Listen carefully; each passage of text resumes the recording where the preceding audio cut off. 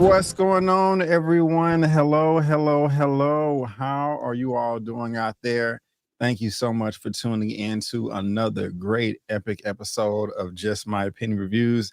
Guys, we are talking Shogun, episode 7. We're getting closer to the end, titled A Stick of Time. Outplayed by new alliances in Osaka, Toranaga is forced to carve out a new deal with a long lost family friend. Man. Guys, if you did not know already that this is going to be a spoiler filled recap, me and my lovely guests are going to spoil this episode up, down, left, right, in, and out as if you've already seen it. That is your warning. And yes, my guest, Miss Kimberly Kern from Southern California, with that bright smile. Ma'am, how are you doing today? Let the people know. Oh man, I'm doing great. It is pouring rain here in California, but that's okay because I was at the beach yesterday. Perks of Nice, Cali, man. Perks of Cali. nice. Was it cold yesterday, or was the sun out, or was It it kind was beautiful. It was nice at the beach, and now we have a full on rainstorm, which Californians were such wimps. So if you're from the Midwest, if you're from the South, my hat is off to you. Yes, we are wimps. Yes, we are little babies when we get a little rain. Not gonna that's that's lie. But right? I was comforted by episode 7. Good. Yes, y'all. Episode 7 is going down. If you love what me and Miss Kimberly has to say, you can follow both of us on social media. Our handle is on the screen. Also, I keep her information will be in the description box of this video.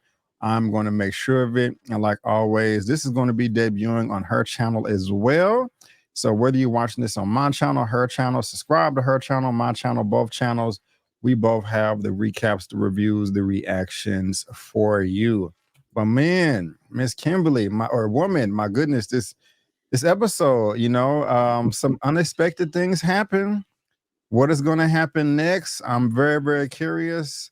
Some people just need to sit down and mind their own business. They think they're doing, justice and serving their Lord, but they're making things worse. Just 2 times in this season, and you know who I'm talking about. And also, man, your boy Toranaga is frustrated. Just all these decisions he has to make. People are not doing their duty to the utmost degree, and it is making everything muddy and cloudy and just really hard to maneuver, since he's been known as a trickster. This was another great episode. I liked episode 6, the about the Willow World. That was So great. good. We had a lot of great time discussing that. It was a lot of fun.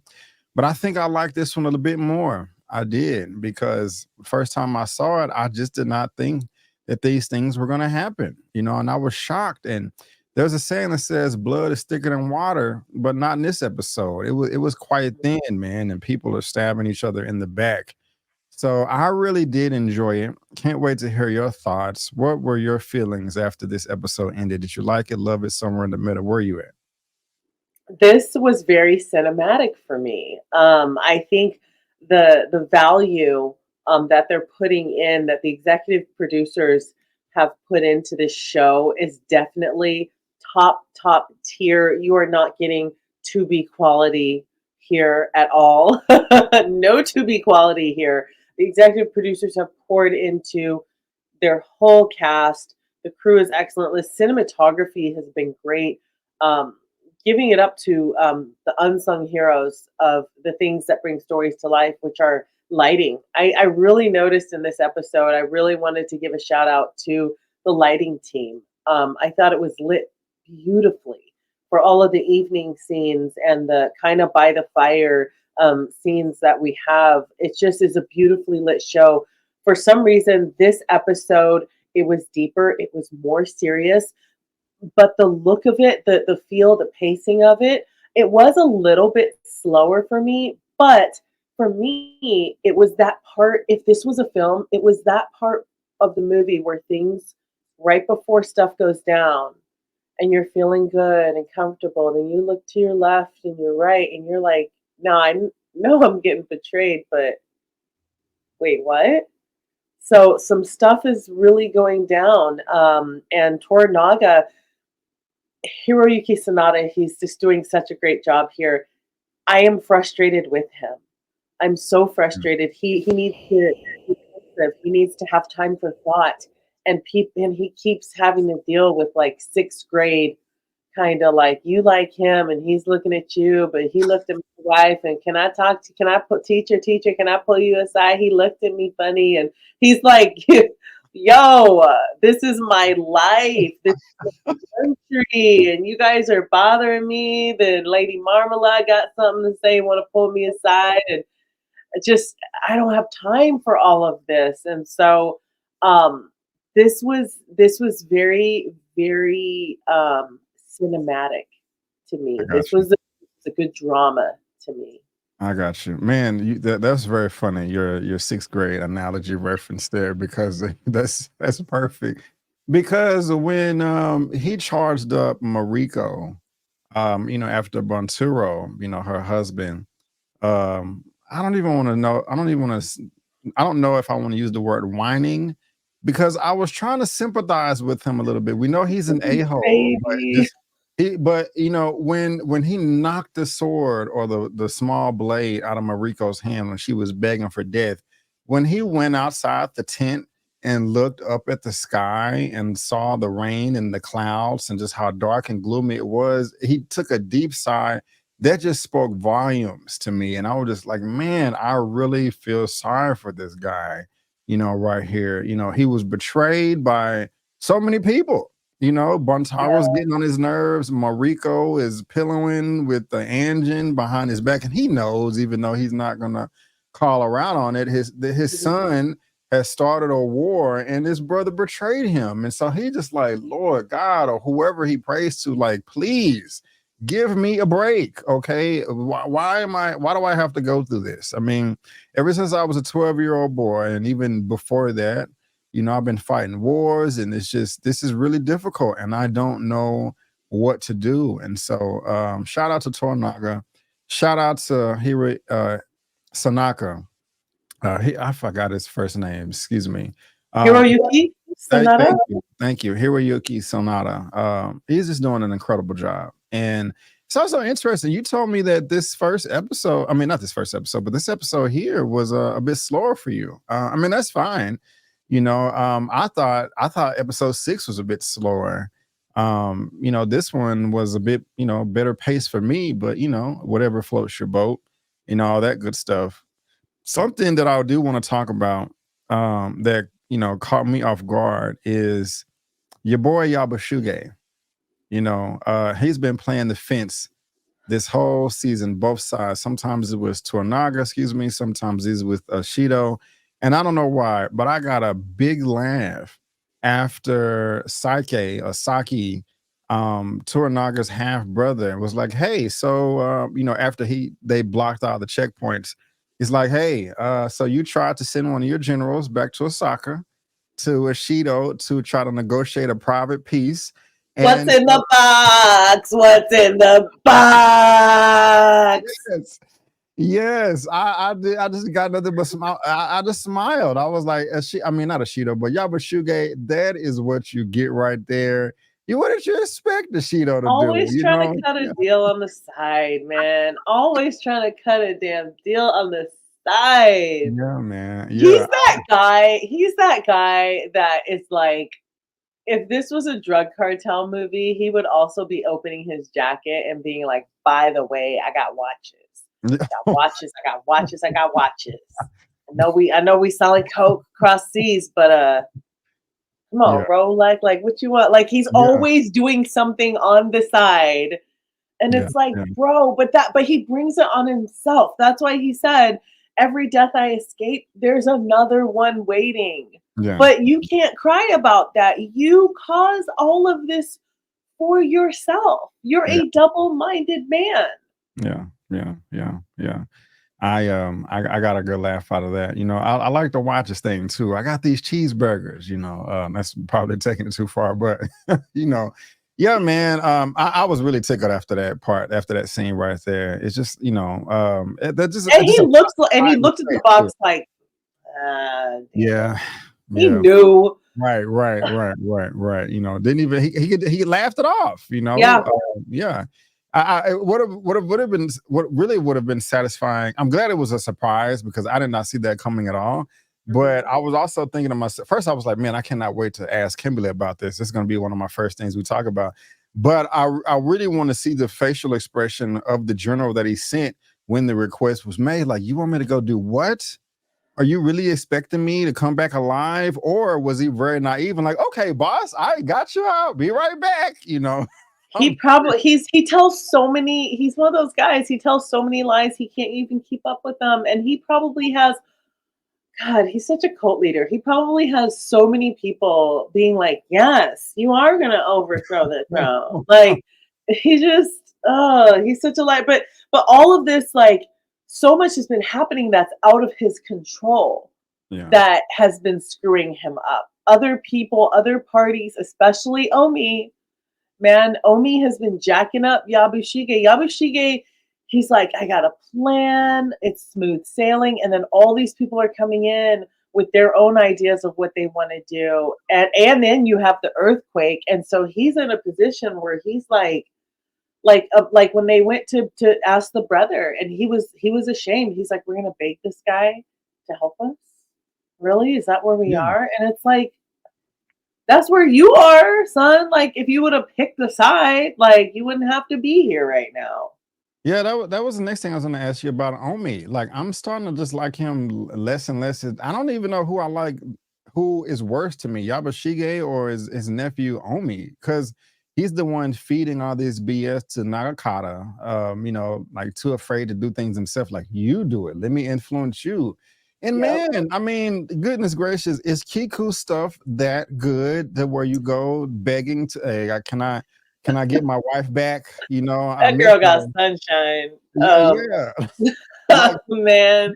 Jen is like, no, lady, as you say, Lady Marmalade, like, no, I'm Lady sorry. Marmalade. She's booked for a week with Lord Saki over here. But at least talk to her.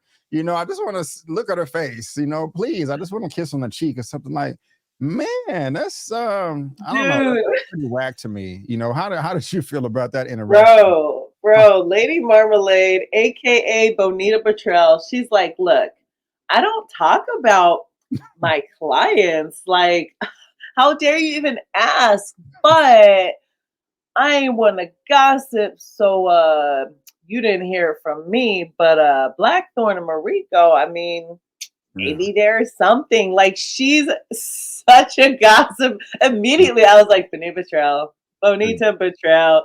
She was telling all the tea after being like, I mean, I'm paid very highly. I can't talk about it. But man, he can't freaking win. Mhm. His girl is always getting stolen by someone, and now she's being taken for a whole week. Yeah. This Yeah. is hilarious, but he's the devil. He's not the kind of he's the devil. A lot of people, oh, the devil does this and that. No, the devil whispers. He whispers to the weak parts of you to see what he can get you to do. And Yeah. that's what Omi does. He doesn't really do anything on his own. He's all about listening and whispering. Yeah. Yeah. AKA, he's a little, am I gonna say he's a little biatch? Yeah, yeah, yeah. You took the worst part of my out of my mouth. That's pretty Sorry. weak. Yeah, the engine got it. And he got Kiku and Mariko. Probably could have got no, yeah, Kiki or Kiko. But probably could have got Fuji as well. All But these girls is Kiki, but yeah, yeah. yeah, the engine got it. The Lord Saki got it. Everybody else in the village, and he's still in love. Maybe that's. I'm just thinking maybe that's the only woman he's ever been with. You know, and and excuse me, that's why she has that effect on him. But I don't He's know. the kind of guy that thinks the stripper really is in love with him. Man, there you go, right there. She I says like she loved me, so I'm it. gonna kill her Right, boyfriend for her. right, Like, right. okay. Right, right, right.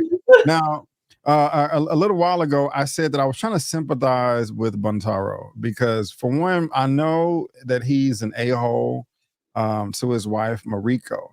And he was probably that way off screen before the season started. I'm not sure. You can let me know what you think.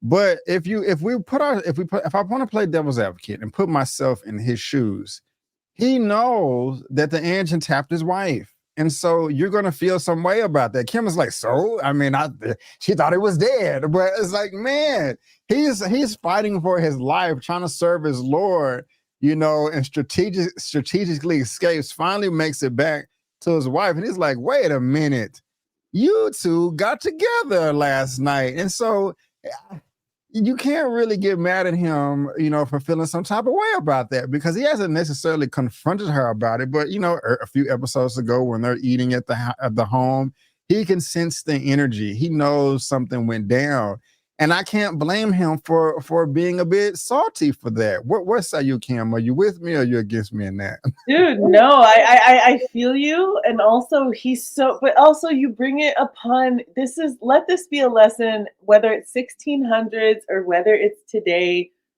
If your life is chaos, look around at, like, you're the problem. Like, before you start to blame everyone else, like, you're the problem. He only knows her one way, and that's oppressed.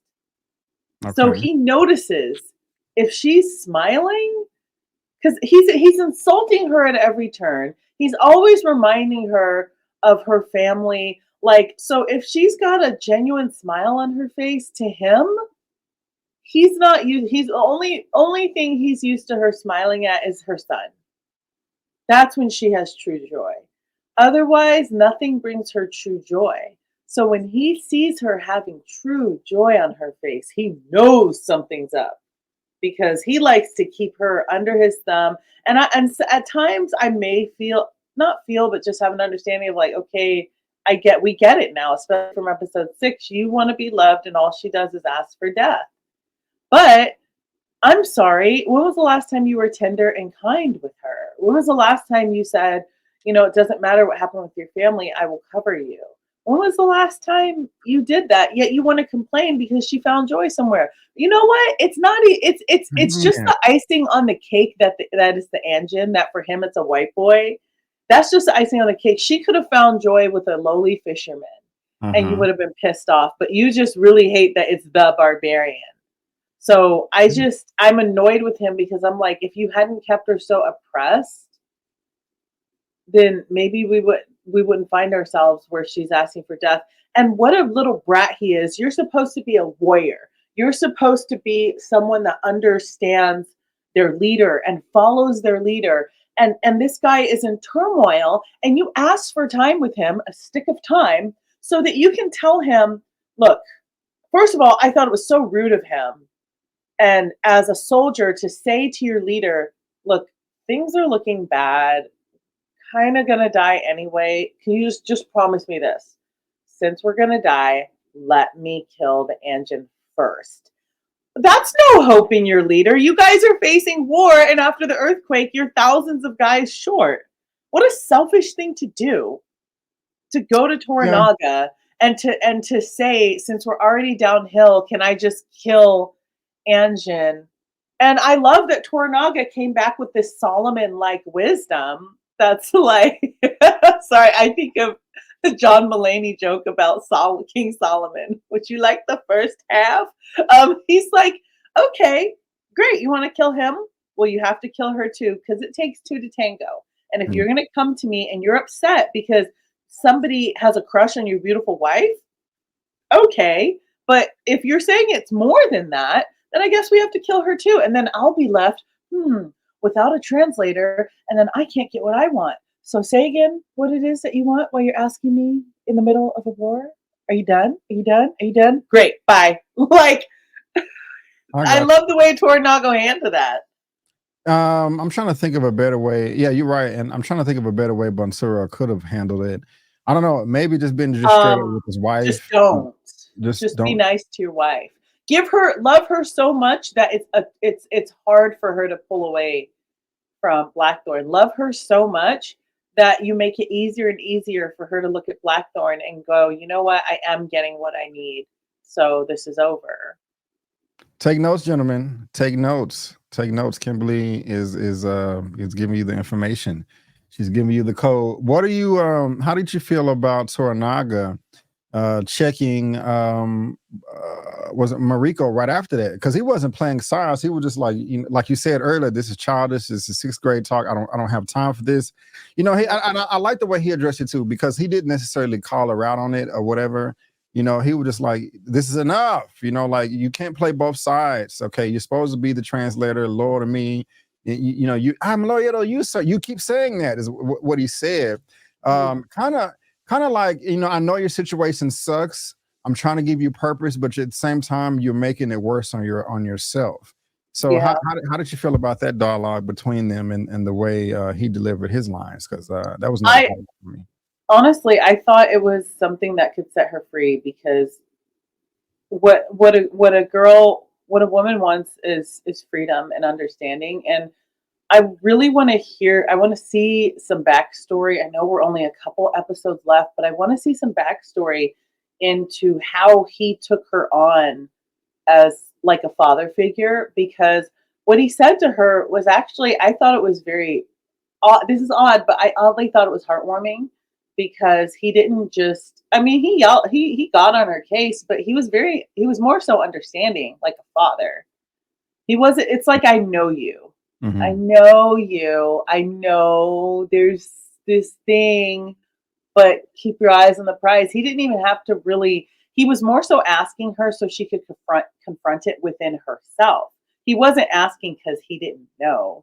He's a very wise man, and he Yeah. can see that this white boy came over here, and yes, you're his translator, but I know the difference between someone just, okay, yes, okay, let me translate that, to like, hi, like, he's not a stupid man. Right. He's Right. not a stupid man. And so I thought it was actually very fatherly of him to approach her the way he did.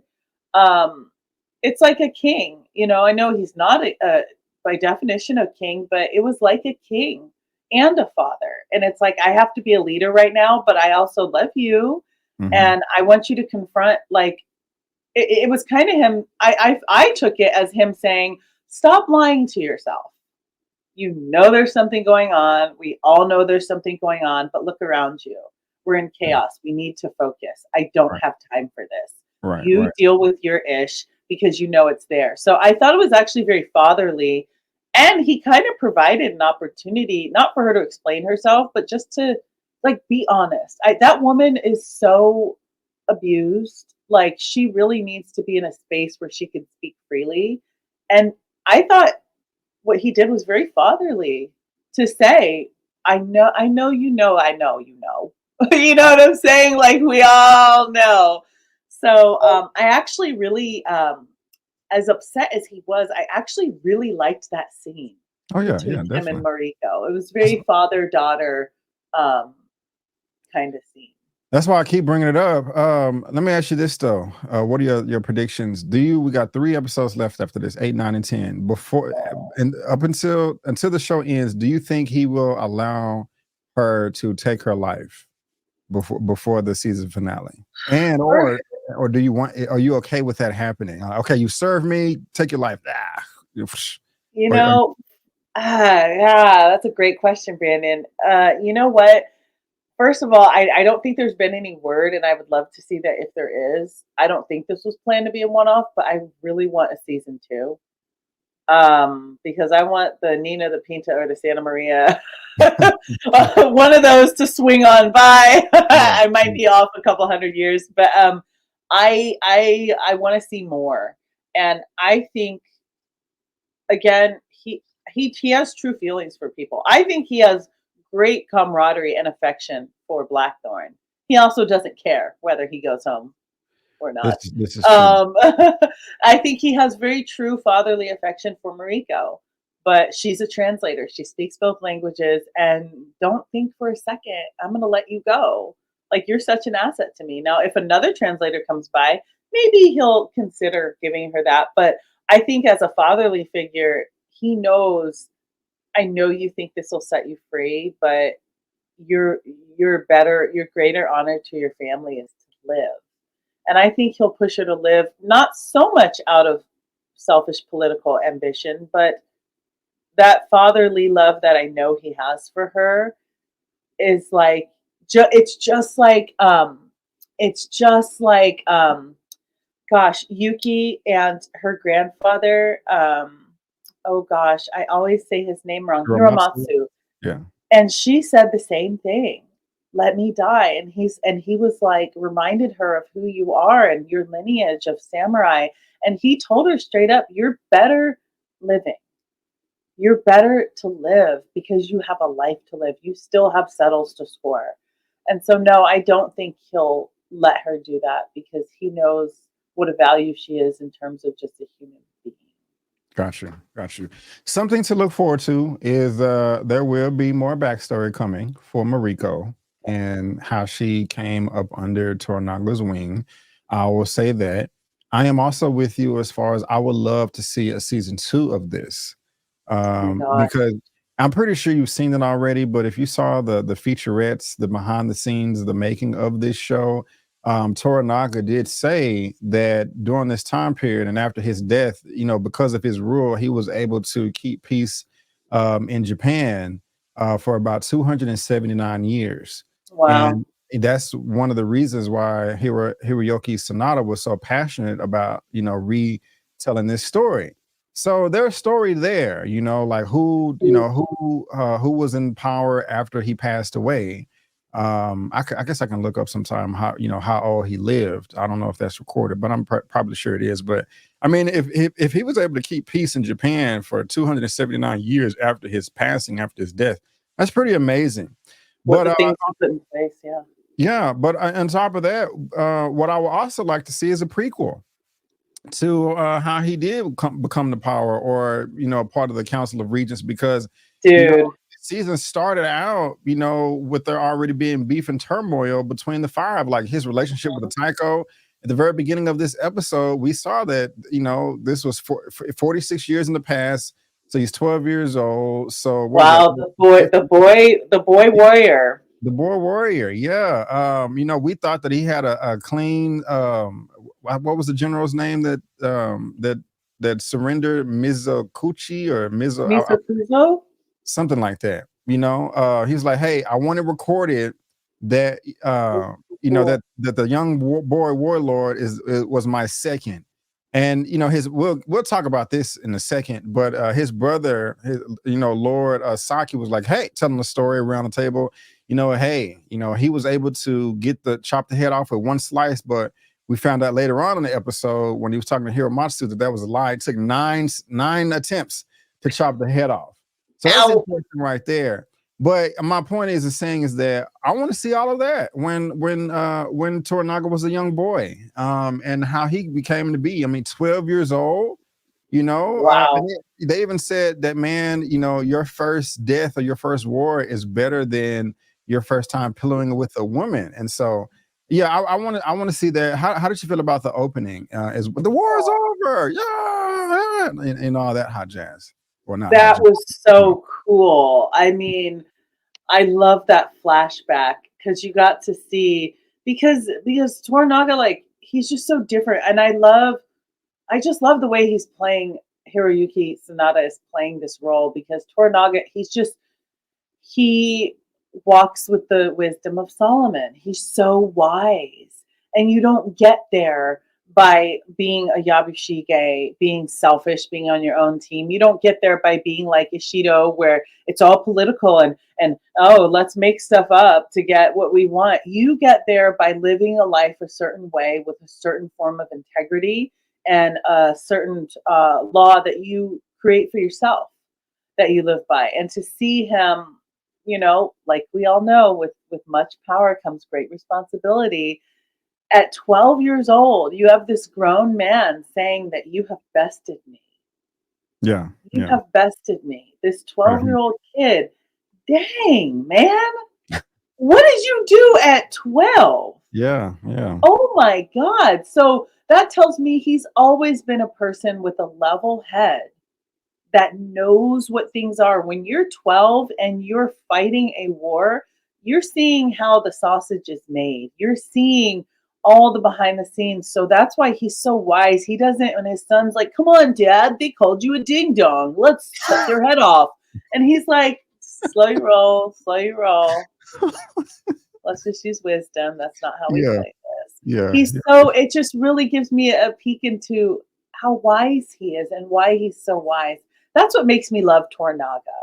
I yeah. love Toranaga, even when he's scheming and he's a little frustrated, like he's a little schemer. I Yeah. wanted to see some more of his schemes, and I hope I'm not jumping ahead, but that little stick of time, what was that about? I didn't quite understand what Lady Marmalade was saying. Really? Oh, okay. I'll fill you in. Or was she disappointed? Like, No, no, no, no, no. I get to that. We'll bring it up here in a second. Yeah, we'll bring that up here in a second. But yeah, help you, me you out with make that. you make me laugh when you talk about Nakakata. Like, hey, Daddy called you a ding dong. What I want to know is they haven't. We don't know who his mother is. Yes, we Nagakata. do. Who's his mother? Oh, his mother's the sweet one from episode 2. Remember where they were all sitting down? It's a Kiri no Kata.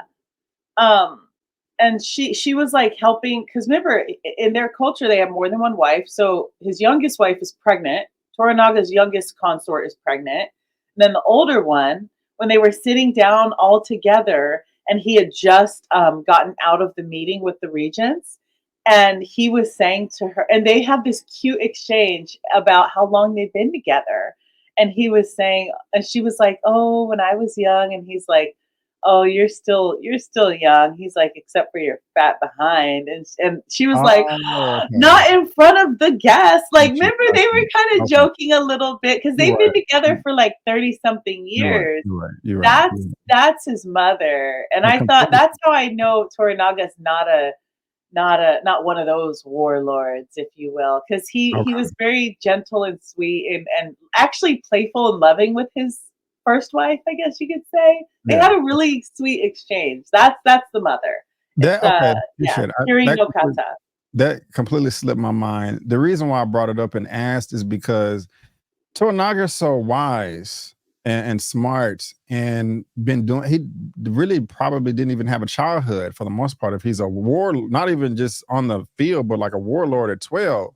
And so, with all this knowledge and wisdom, I was wanting to know what the hell happened to Nagakata. Like why are you just so trigger happy and like, yeah, let's go to war and making all these dumb decisions, easily influenced.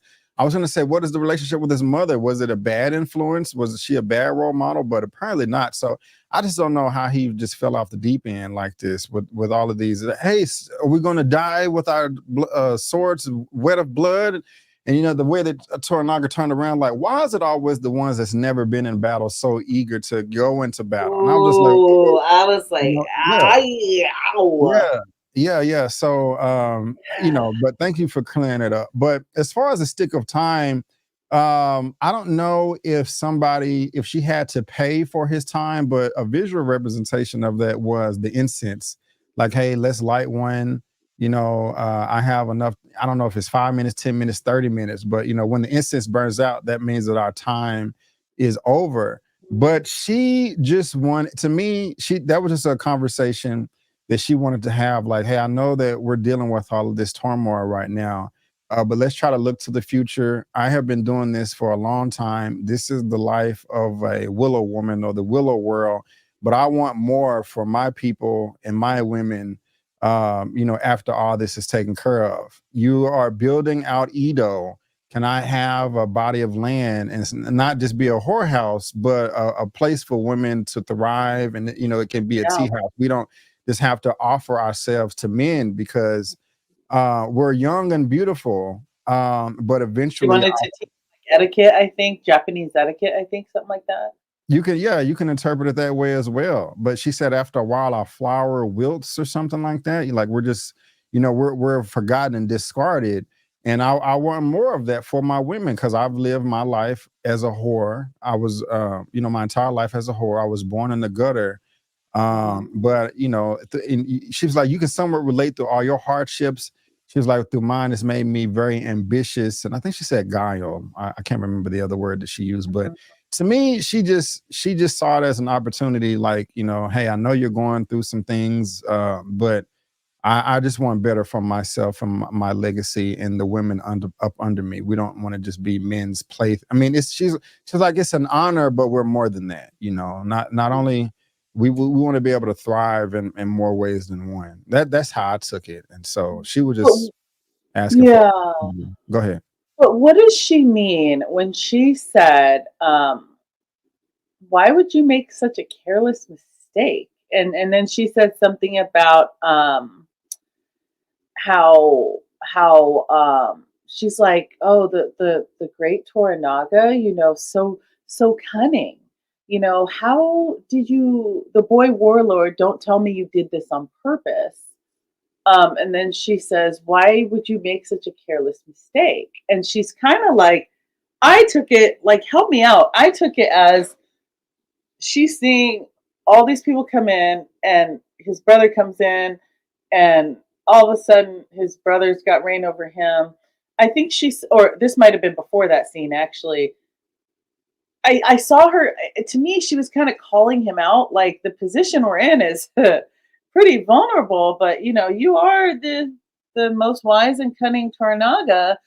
Like, don't, obviously you didn't do this on purpose, right? Like, You I hit the think nail. it was, You to hit me, the it nail on was the head. kind of like, like if there's something going on, like, me and my ladies, like, we have personal time with these men. Like, let me in. Like, let me be a part of what you're doing. Like share some knowledge, bro. Like, say, come on, cut me in on what you're doing. I can help. I can be more than the whores that entertain these guys. We can listen. We could maybe pick up some info for you. Like, come on, like, share some information. Is that kind of what she was doing? Yeah, you're right. That's why he was like, "Thank you Okay. for this novel distraction," because Oh, he's known. I mean, because he's been because she didn't necessarily compare their hardships. She just said that, hey, we can relate because we've both had hard lives since we was a child. You was a mhm. warlord at 12. I grew up in the gutter. I've been a whore all of my life, and that is what shaped us to be the people that we are today. You've been Okay. known as that dude all your life, so how did you let your own land be taken over by your half brother? She was like, any spy could have seen this coming from a mile away. But Yeah. his excuse was, well, yeah, I was prepared. All my T's were crossed and all my I's were dotted, but an earthquake, decimated my army. So they just kind of put me in this desperate situation to where I had to reach out. And that's completely out of his control. I think that's why she responded, was like, okay, maybe I misunderstood, because she has some information, she has some facts, but she doesn't know everything. And so he kind of Mhm. just had to kind of fill her in. And, Okay. it was humbling for him as well, to kind of get checked like that. That's why she kept bowing and kept her head down, when she was expressing her thoughts and feelings, because she knew she was, I don't want to say crossing the line or out of pocket, but, being a bit stern with them. But you're right in the way you interpret it. She was like, bro, how did we get into this situation? We can't even leave. We're surrounded, how did you make such a mistake? And then your son is over here popping off. So you're right there, as far as how it's interpreted. But the I stick of time burned out and she dipped. Go ahead. I wanted to kind of backtrack to what you said of how did Nagakato end up being like he is, so foolish. And you know what I was thinking of, Brandon, is like when you have someone great, like even a great athlete, in our day, like to compare to, or you have like a political, just someone great like Arnold Schwarzenegger, or someone that we all look up to, that's a legend, and then you look at their kids, and it's like some of them, either they go a completely different direction and they're like, I can't even come close to what you do, so I'm just not, like, I'm not gonna do music. Like, Mhm. if you're Michael Jackson's kid, it's like, I'm just gonna be a writer. Like, I'm not even gonna bother. But I think what happened with his son, this is just my guess, is that if your dad, it's one thing if your dad, like when he got in his 20s and went to the army, he was a war hero. But when you were playing with building blocks by the same age, your dad was commanding an army. That's a lot to live up to.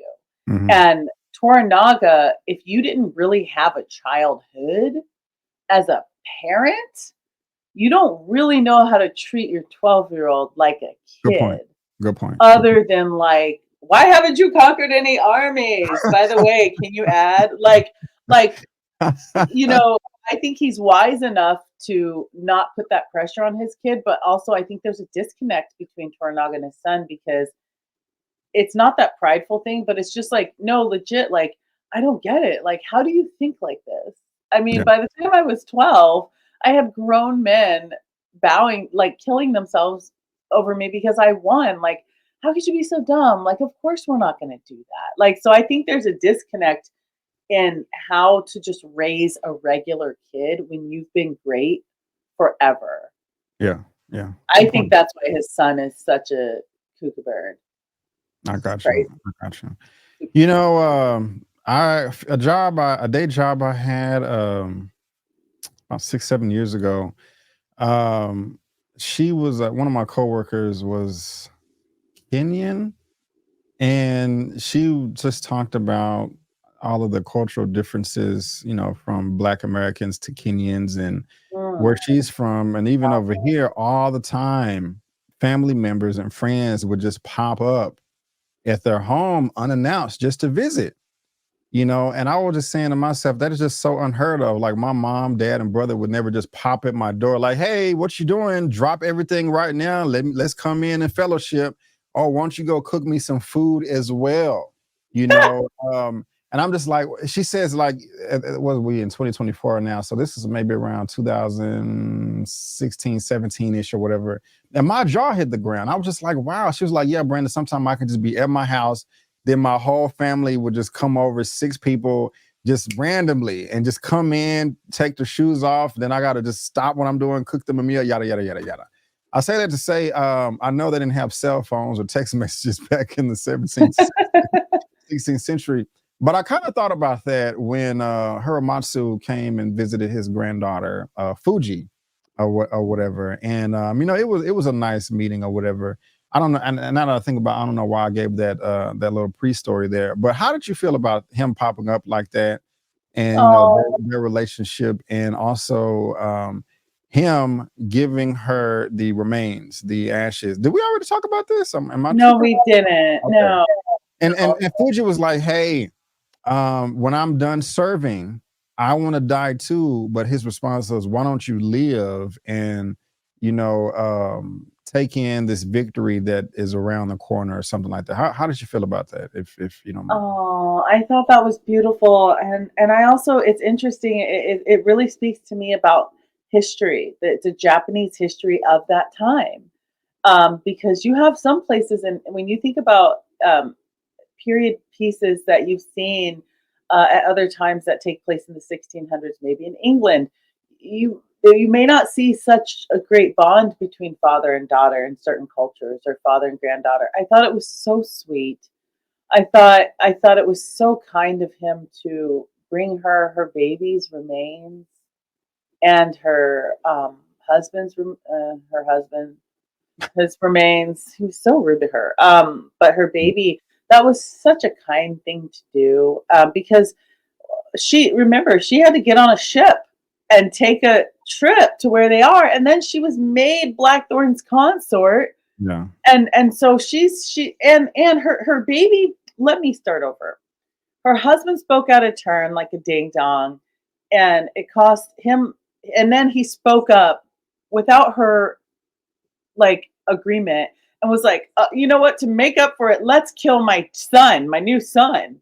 And she's like, "Okay." So she had to deal with losing her baby, and then lost the husband. Okay, but then she had to get on a boat and go somewhere that was foreign to her, and then she had to be the consort of the barbarian. She's been taken, everything's been taken from her, and then she's been taken from everything that's familiar to her. So I thought it was really sweet. Imagine going through that and just being Yeah. like, "I just need a piece of home." Yeah. Like, Yeah. that was so sweet to bring the remains of her baby. Like, when Yeah. you're away from the plot where your baby's buried, or what have you, that's hard enough even though someone's not alive. Like, you might not want to move out of the state where your parents are buried, you know? So I thought that was just so grandfatherly and Yeah. sweet It was very nice. and It was very nice. kind, and for him to speak life to her when she was like, "I just, when this is over, I'm done."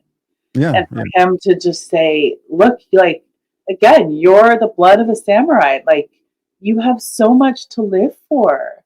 Was Yeah. that conversation. So I really loved that moment. I love that this series is as tender as it is fierce, and I'm loving that about Shogun. Yeah. I really liked his character for that too. Because she's been dealing with the BS since episode one.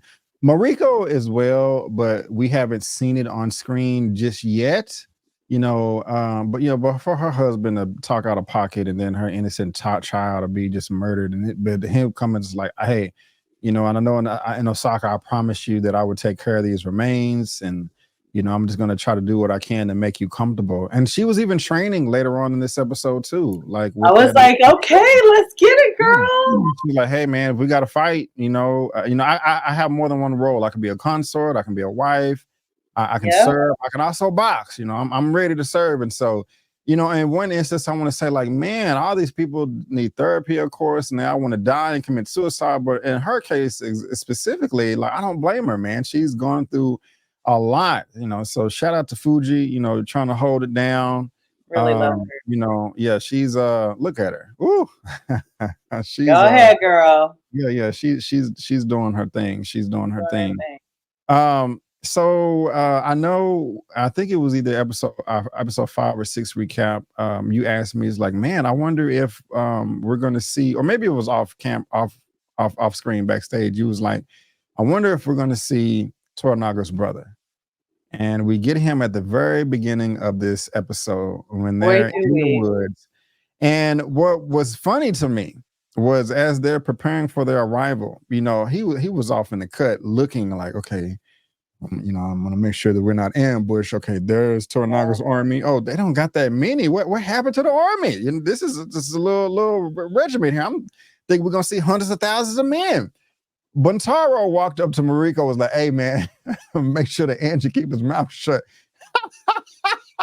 Mariko didn't even look at him like, he knows to keep it. He understands. Back up, get back in line. Do you see how fast she snapped back at him? She was annoyed. Yes, I was tickled. This business, honey, this doesn't have anything to do with you. Okay, bye. We got this. That move right there. That was messed up. But how did you feel about the whole introduction to your boy? The hat is interesting as well. And just the whole interaction. It was a bit tension in the beginning. Yabashige wasn't sure, like, oh man, Hasamaru, how long has it been since they talked? What if he says no? Well, if he says no, this war is over before our blades get wet. I was over like, what's gonna happen? What's gonna happen? But at the beginning, it turned out well. But like, what was your thoughts? What was running through your mind when they were meeting? After all these years, I'm assuming for the first time. Yeah, I was excited to see. I want to learn more about Toranaga. I want to learn more about the family he grew up in. I mean, what kind of parents raise such a leader? What kind of family do you have? What's your brother like? And honor is something that's so strong inside of Toranaga, and it's really sad to see that. And I'm guessing because of the culture of consorts, that they have the same father, different mothers, is what I'm guessing, just because of what I've seen so far. Mm-hmm. But at first I was like, come on, I want to like you. I want to like you. Because I'm like, I want to learn more. First of all, he was fine. Secondly, he was too fine. I was like, okay, when he took that thing off, I was like, all right. But I was like, any friend of Toranaga is a friend of mine, so let's see. And I really felt good when he's like, oh, we would be honored to spill blood beside you. Tell your people that we're down. I was so happy and excited because I was like, yes, we lost hundreds and hundreds, maybe thousands of guys in the earthquake. In addition to the fact that we're not doing well with the regents, like, we need this. I felt that, like, we need this alliance. We need this partnership. And I was so happy that I was like, ooh, they got the numbers. They got the numbers. Okay, great. Let's go back to Osaka. Let's do this. So I was like excited, and it was cool to watch him like tell the stories, and because I just want to hear stories about little Toranaga. Like, is it like Jesus? Like, you were like little Jesus, like you're just doing miracles and going back to preschool. Like, so I really liked the brother until I didn't. Right. That was effed up. I liked him. I liked him too. I was kind of saying to myself, what would have gave Toranaga's men, Yabashige, Horomatsu, everybody Toranaga was with doubts. You know, they didn't necessarily discuss any beef. Well, later on, he said, okay, Called him a mongrel. yeah, when Sake was talking to Nagakata at the spring, you know, he called them something pigs, and he was like, "Oh, those insult swords, dull as your blades." He was like, "Yeah," and Nagakata was like, "Hey, aren't you ashamed of what you've done?" And he was like, "There's no shame when you're trying to think about your legacy. Me and your dad have had our troubles." I say that to say, I wonder what the beef was to begin with that gave Toranaga's men doubts in the first place that he wouldn't accept the offer. So that would have been very, very nice to know. But man, when they were breaking bread at the table, you know, he had the consorts, they had the drink, they had the food, the fish heads, you know, reminiscing all these stories. Prior to that, they was at the springs and the jacuzzi having a good time. I was just like, as soon as he was like, okay, when Toranaga was like, hey, okay, we'll just talk about my proposal formally tomorrow. As soon as he was like, oh, what's the weight? I was like, wait a minute, he is going to betray him. And then it went down. And man, that was crazy. The way that he had the invitation or whatever, or the script from Osaka, and he just threw it at Haramasa. I was like, oh my gosh, like the disrespect. This is your brother. Like, Disrespect. It be your own brother too. what did he do? Smash the girl back in the day or something? Like, yeah, I couldn't turn this down. We already made like that is just sad, man. That's just crazy. And also the way that Toranaga handled it. You know, he was calm, cool, and collected the whole time. And again, he has that wisdom. He was like, okay, I can't be rash here. I don't want my man to die. We're surrounded. But then again, the way that he yelled at his son, don't accept it. You know, now again, this is also Nagakato's fault because he murdered Jozen off of stupidity. But it wasn't Toranaga's fault, or maybe Ishido doesn't know that. Maybe Sake doesn't know that. Maybe they think that it was Toranaga's idea to do it. You know, they think that Yabashige was a part of that as well. Communication is key. But I was hurt, Kim. That's my point. I was shocked. I was hurt, even though I kind of saw it coming. The look on your face says it all. But yeah, man, what were your thoughts here in this red wedding almost betrayal? Right? You know what I'm saying? My thing is, why you gotta do him like that? You gotta tell a story about him shotting his pants. Like, why you gotta add insult to injury? Right, it was like, and he shit his pants. So, and what? I'm like, golly, like, okay, like I thought you were gonna tell a story about him like failing, or you know, he lost this war, but he was like, and I was like, you really gotta hate somebody to insult them like that and then betray them, because that tells me it's not a matter of like, look, I love you, you're my brother, but I was offered a better deal, and this is bigger than us. This is legacy. I had to take this deal. That was like, I hate you so damn much. Oh, I hate you. Like that was some deep hatred for his brother. Yeah. And the way he threw that, and I was pissed because I was like, so that's what Lady Ochiba was up to, because they all go way, way back. It must be, because I'm like, you just knew, like, did you get word of the earthquake already? Or you just knew that he had to form alliances. And of course, you know, his brother has an army. Of course, we got to get to his brother before he does. And that's what they did. That's what the regents did. And when I heard, there's one thing to be like, oh, I'm turning you in for a bounty, but they made him the 5th regent. And I was like, oh, man, are you kidding? It's one thing to not like me and turn me in, but it's another thing to be in bed with the people that, like, as far as I know, I think Toranaga's 2 wives are still in Osaka. Like, we just up and forgot about them, but that's some real hate, man. You gotta really hate your brother to insult him like that. Another reason why we can use a prequel, you know. Hello. Now, I want to ask you this. Do you like what Blackthorne did, or do you think he was completely out of pocket and could have just blew up the spot when he was like, okay, let me contemplate. With Toranaga's like, let me contemplate. I'll let y'all know tomorrow evening. And so the next day or the next scene, they're all dressed up in the royal garb in the little area, and Lord Sake's army shows up. And again, I like the wide shot of him showing how deep his army was, because they give us brief glimpses of that, and knowing, okay, this is not just a basketball team. We got hundreds of people. So that's cool. I like that right there. But it was like, hey, did you make your decision? He's like, okay, yeah, we'll surrender. We'll go back to Osaka. Yabushige and Nakakata didn't want to accept the answer. They stood up like, sir, can I have a word? No, you may not. Sit your ass back down. But Blackthorne was like, man, F all of this. Even prior to that, he's pacing around in the house like, okay, this is what we can do. Me and Yabushige can sneak on my ship. We can fix the sail, and then we can ride out and blow their ass away. And bruh, what the F, man? Like, chill. I like Blackthorne for that. But he just charged up the whole set. At first, I thought it was like a bait and switch. I thought it was a plan between him and Toranaga. Like, look, here's the thing. I'm going to get mad, right?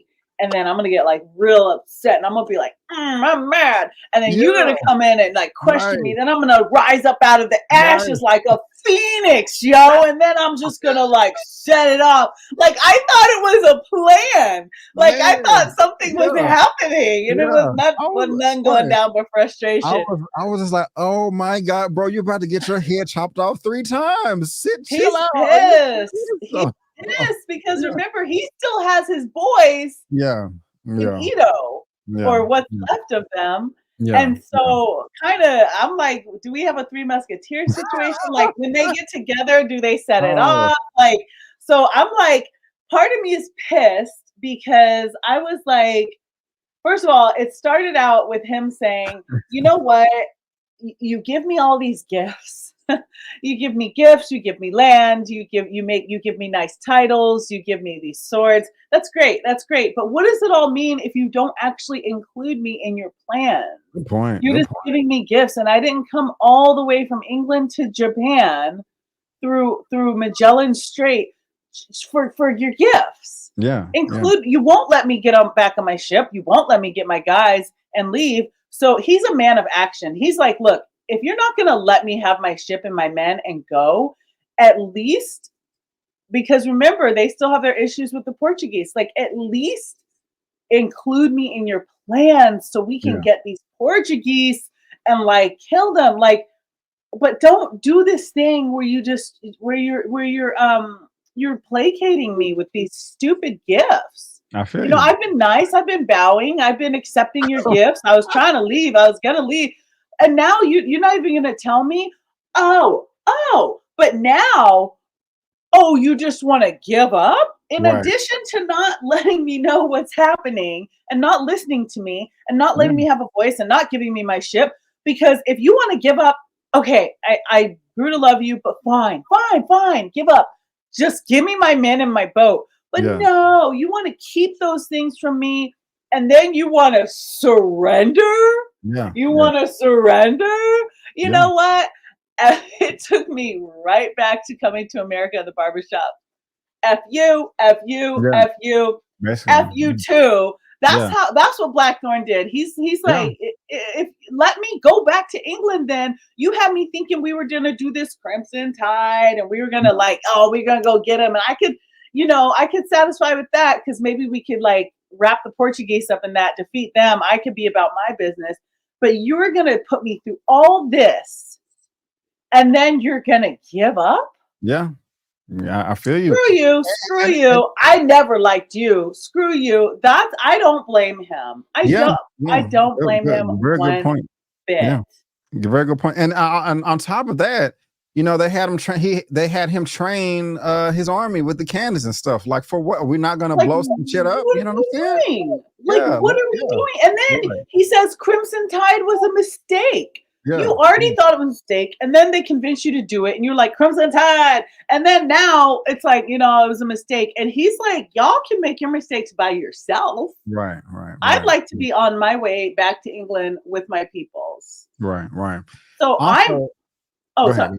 No, go ahead. I'm very interested to see something, Brandon. And mind you, I'm watching before we do our reviews. I'm not ahead. I know you did your season review.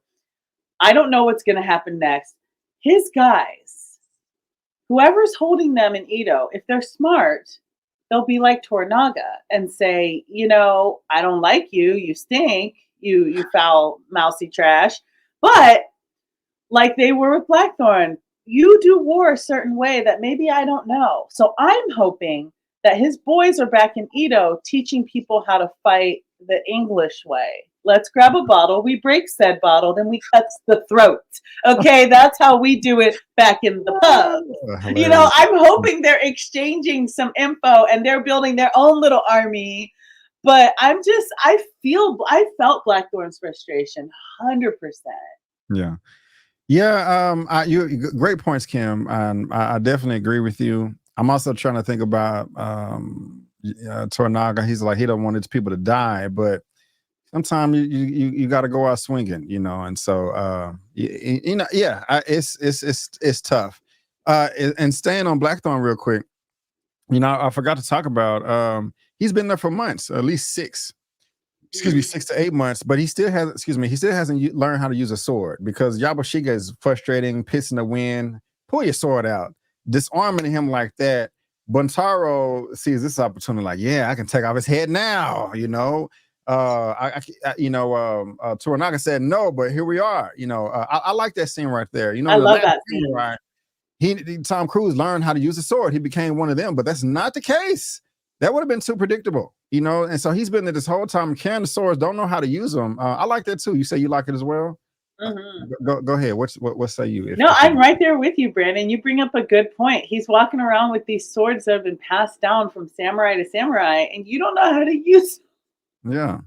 Yeah. They're just for looks. But I actually, it's so funny because Yabashige is in that moment again where he's like, everywhere I look, there's death, man. And he kind of, because remember, I genuinely think that Yabashige kind of likes Blackthorne a little bit, because he likes to mess with them. But I think, he's like, okay, you taught us some stuff with the cannons. I'm okay, because whatever I want to do up my own sleeve, I could use you. He sees some value in him, but he's like, he sees the ship going down in flames. So he's like, look, we need all hands on deck. Can you fight?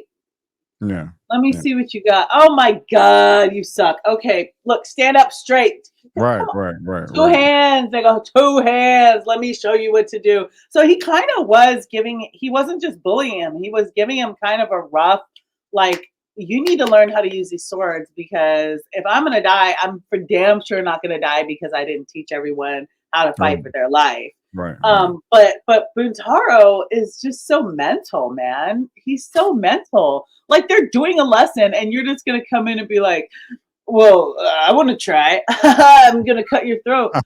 You stand in the corner, sir, face the wall, and shut your mouth. Shut your mouth. Yeah. You're crazy. You sound crazy. You're doing crazy. You're just walking around the forest doing nuts.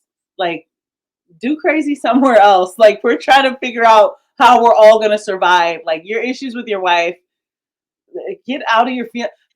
For a hard warrior, Buntaro is all up in his feelings. What a baby. Very, very true. Very true. We're going to see if that's going to be his demise, lead to his demise before the season is over with. Maybe you have a change of heart and do what you suggest, or he'll be powerful. We're going to have to see. Let us know in the comment section what you think, what you guys think is what's going to happen with Buntaro next. But last scene here, what is his name? Lord Psycho. Yeah, basically. Psyche, you said that right. His name is, he's getting it on. He has, Kiku doesn't look like she's enjoying herself. Has the scarf tied around his throat. I don't think I've ever seen that before, where the male wants to be choked while he's doing his thing. And do you think that Kiko was a part of Nagakato's plan to chop his head off, and that was a distraction? Like, hey, I got some toys, I can intensify moments here. But while Blackthorne didn't know how to use a sword, neither did Nagakato, because he attacks his men. He attacks Psyche's men, the little ambush. I was really expecting it to be a throwdown, because as Psycho, I won't call him Psycho, Psyche was putting on his rope. He's like, oh, you're trying to be a man. You know, I'm like, is he going to block the sword with his hand or something like that? Okay. That would have been badass. But man, you know, Nakakata is taking things in his own, and he's taking over. He's trying to, you know, do his own thing and murder him. And while it was stupid, I necessarily can't blame him either. Like, well, we're gonna die, I'm gonna try my best. But yeah, they take out a few people. Psyche trips and falls and can't get up, and he's about to kill him. I was like, wait a minute, this could turn out good. And you slip on a rock and bust your skull open. Oh my gosh, your daddy is already frustrated beyond belief, and now you add this onto the table. Man, Kimberly, what is going to happen next episode?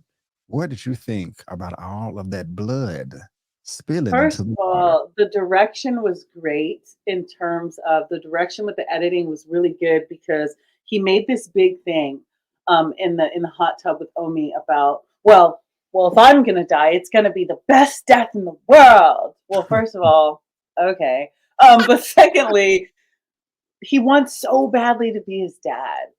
But you know, it's so funny, this kid, if you really watch your dad, you notice he's one of those guys that doesn't pull out a gun unless he needs to. So he's got this glorified vision of war that, from being alongside his dad, he's foolish. He's the definition of being foolish, because you can see how a real man of power operates, and he's quick to listen, slow to speak, and slow to become angry. Like, his dad is a wise man, but you're over here, can we blow something up? Like you're so foolish, young man. You're such a fool, and you think your death is going to be great, dude. The direction at the end. First of all, it was one of these oh my god moments for me. My face was like, oh no. Like, I was just silent. Like, I was like, oh no, because he hit that rock hard. But if you listen, I watched until the credits were rolling, and all the way to the credits ending, it just played silence with the rain and the sound of the stream. And I think the direction there, along with the editing, was perfect, because it was just highlighting without words how unmagnificent that boy's death was. Yeah. How common it was. Yeah. You built this life up. You built up everything to, I'm not going to die, I'll live forever, but if I do die, it's going to be amazing. You built this whole thing up, and you slipped and fell on some fabric. Yeah. But the way that the way there was no music at the end, I liked that. The way it just went out with the sound of rain, and just like, oh well, I thought that just kudos to the director. Kudos. That silence was wonderful, because there was no score. There was no, and then he died. You know, it was just it was just how sad. You tripped. You fell. You're right. And but that's but I have to say, when you're a foolish man instead of a wise man, that is how you die. Good point. This is true. It's very embarrassing, because Psyche said that as well. He was like, there's nothing great about this or honorable about this, like rubbing in like, you piece of crap. I thought that he was going to succeed and then go bragging to his father like, hey, Dad, look what I did. And then Toranaga was going to have to fight Psyche's army, and then they was going to do Crimson Sky. And I was like, oh, that would have been a great ending as well. We didn't think there was going to be an attack on Osaka, but there is now, or they're attacking us. So very, very interesting. And again, great way to wrap it up right there with the silence and the rain and the editing and the direction. So guys, I can't wait to talk about episode 8 because this one was a doozy and I enjoyed the episode. And more importantly, I enjoyed this recap review reaction with you, Miss Kimberly. But ladies and gentlemen, boys and girls, that is going to wrap it up for, do you have any final thoughts? Nope. Nope. Okay. That is going to wrap it up for our Shogun episode 7 recap review for a stick of time. We will be back same time, same place next week for episode 8. And I cannot wait. Oh, bars. Guys, leave your thoughts in the comment section below. Leave it in the chat. Hit the thumbs up, subscribe, follow us on social media, subscribe to our YouTube channels, all that good stuff. We would really, really appreciate it. Before we head out of here, Miss Kimberly, what do you got going on your lovely platform for all the good people to look forward to? Yeah, definitely. I have a podcast coming called The Film That Made You ... So if you are a person whose life has been changed by inspiration from a film, please reach out to me. I would love to have you on my upcoming podcast. And I want to say this, Brandon, I have to say this. Yeah, spotlight, definitely. You guys, Brandon is so close to 50,000 subscribers. Yes. If everybody watching shared the video, give him a shout out on Instagram, give him a shout out on Facebook, give him a shout out wherever you are. Share the video, tell your friends. Let's build this film community out, you guys. Let's get him to 50,000 subscribers. Let's go. Thank you. I appreciate that, Kim. I'm 144 away. So oh my gosh, you guys, we can so do this. We can. I appreciate the love. I appreciate the love. Guys, check out my X-Men 97 episode 3 recap. Check out the recap for Movie News Roundup 121. Also, my Godzilla X Kong, the new Empire review, my Bad Boys 4 trailer reaction, and also the last episode of Super Duper. I had some technical difficulties, but hey, it's going to get better. It's going to get better. But guys, again, we just want to thank you so much for tuning in. And before you go, don't forget that I'm B. Avery. That's Kimberly, and that's just our opinion. Peace out, and we'll see you next time.